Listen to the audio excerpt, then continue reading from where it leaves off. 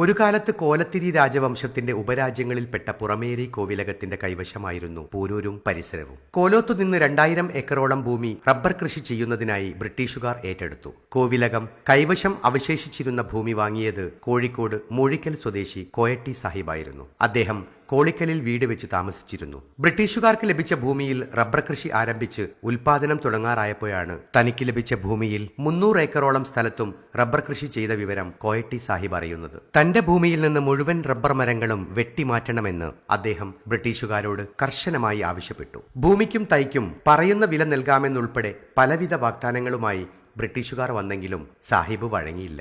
വൈദേശിക ആധിപത്യത്തോട് ചെറുത്തുനിന്ന കോയട്ടി സാഹിബിന് മുന്നിൽ കമ്പനിക്ക് മുട്ടുമടക്കേണ്ടി വന്നു. മുഴുവൻ മരങ്ങളും വെട്ടിയൊഴിവാക്കി ഭൂമി അദ്ദേഹത്തിന് തിരിച്ചു കൊടുത്തു. അങ്ങനെ സാഹിബ് വെട്ടിയൊഴിപ്പിച്ചെടുത്ത തോട്ടം പിന്നീട് വെട്ടിയൊഴിഞ്ഞ തോട്ടമായി അറിയപ്പെടുകയായിരുന്നു.